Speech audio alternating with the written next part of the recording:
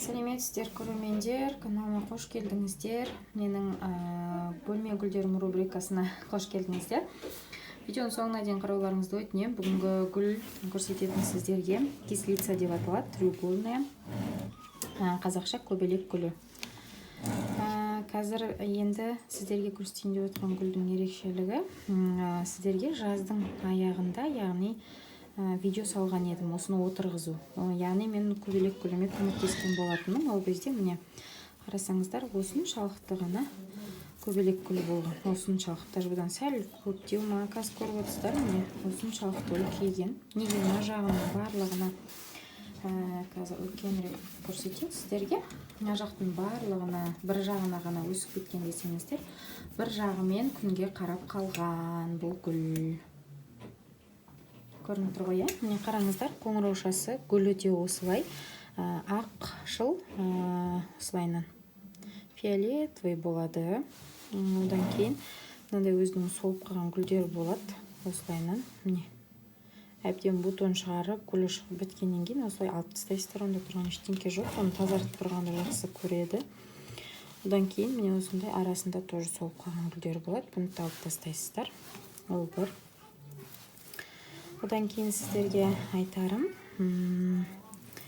міне астында бутондар бар, міне қараңыздар, осындай жақсы жапырақтар шығып келе жатыр. Енді осылайынан, міне осы жағымен ғана тұрып қалғаннан кейін, күнге мына жағымен. Сол үшін бұл күнді өте жақсы көретін күн жағы бар жағында ғана осылай өсіп жатыр. Ал күн жағы қай жағында жоқ,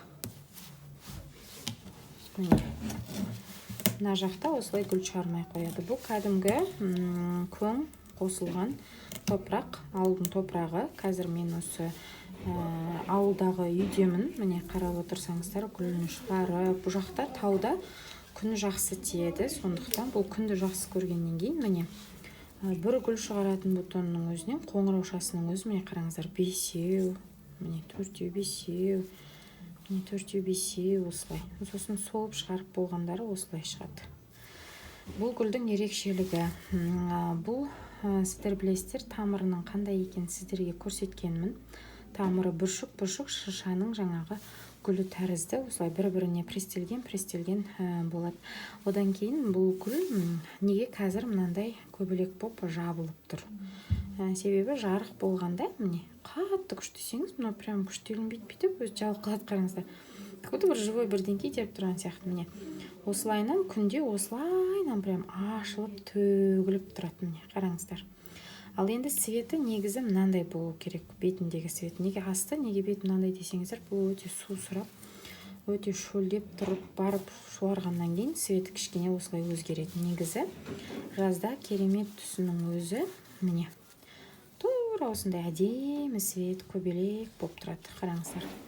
Бұл бір. Одан кейін горшогы, қараңыздар, горшог қалай таңдалған. Бұл гүл горшогты жанына емес, ширина, міне астына қарай берілетін гүлдер жақсы көреді. Қарасаңыздар, міне бұлайынан. Және осы гүлді жаздың соңына дейін алмастырмаймыз, себебі осы горшокта керемет өсіп, бұл әлі ұзару керек. Қараңыздар, ұзару керек, міне бұлайынан. Еще жанындағы бүкіл жапырақтарын шығарып көбею керек. Одан кейін ғана бұл пересадканы жақсы көрмейді. Бұл гүл, сондықтан алмастырып көшіре берудің қажеті жоқ. Бір жылда бір-ақ рет жетеді. Енді суаруы. Жаздың күні суды жақсы ішеді. Жаздың күні даже күн ара суарсаңыздар болады. Аптасына 3 рет, 4 рет. Қыстың күні бұл суарғанды жақсы көрмейді. Өте бір тез мыналар сияқты бүйтіп солып қала беретін. Қыстың күні суара беретін болсаңыздар. Жазда керемет бутон шығарады, керемет гүл береді. Бірақ қыста да гүл беруіне талпындыру үшін бұған жылы ауа райы жақсы. Жылы комнатный температура жарамайды. Прям ыстық болу керек, леп ұрып тұру керек. Влажностьті жақсы көрмейді. Одан кейін бұл гүл кішкене характерный гүл.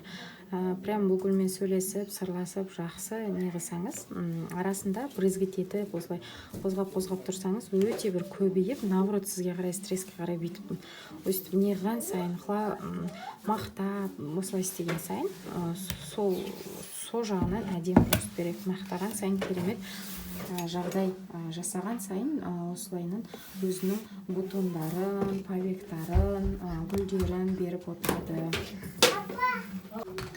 Одан кейін бұл гүл топырақты керемет таңдамайды. Магазиннің гүлі болсын, тыңайтқышты, бұл жерде рыхлый топырақ, магазиннің топырағы рыхлый, бос келеді, я, универсальный топырақтар. Сондай топырақ болсын, болмаса міне мынандай көң араласқан кәдімгі огородтың топырағы болсын талдамайды. Бұған тек күннің көзіне тік түсетін терезеде тұрса да керемет өседі. Сіздерге айтайын дегенім осы. Топырағын айттым, кез келген топыраққа, бірақ енді прям қыш сияқты престелген топыраққа болмайды, себебі бұның тамырын алдымыздағы осы менің каналымда видео бар, кислицаны отырғызу барысы, сондағы тамырын көрсеңіздер болады. Сол тамырын қатты тереңге отырғызбайсыздар, себебі ауа жетпей қалса осындай рыхлый өстіп тұра алмайды, осылай кең әдемі өстіп тұра алмайды. Міне үлкендерінің өзі, міне бутондарының өзі биік шыққан. Мына ең үлкен жапырақтары осылайынан, ең кішкентайлар міне енді осылай бас көтеріп келе жатыр. Көрдіңіздер ғой, да?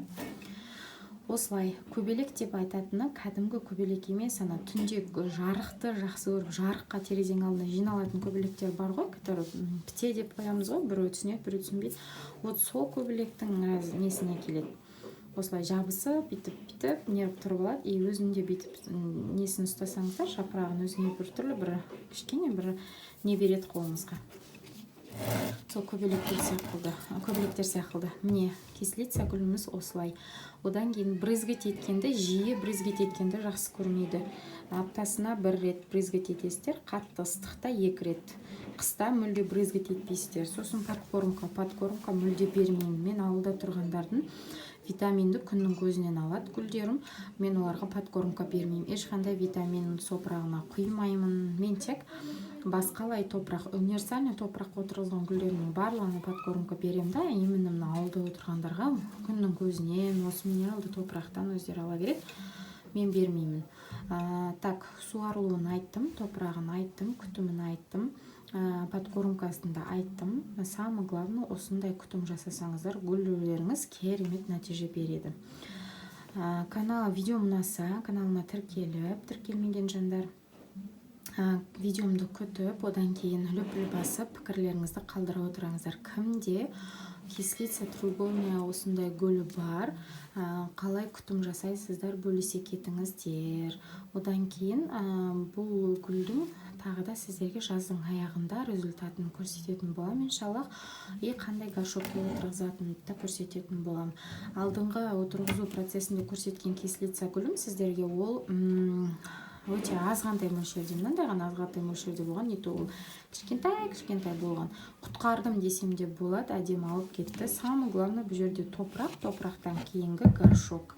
Горшокты қалай таңдайсыздар. Сосын келесі тағы да видеомды күтіңіздер. Осы Zeta магазиннен қандай гүлдерге қандай горшок алу керек және қандай горшоктың ассортименті бар. Сол магазинге барып та видео разбор жасайтын боламыз. Алдыда өте қызықты видеолар күтіп тұр сіздерді. Сол үшін менімен бірге болыңыздар. Келесі видеомда кездескенше сау саламатта болыңыздар.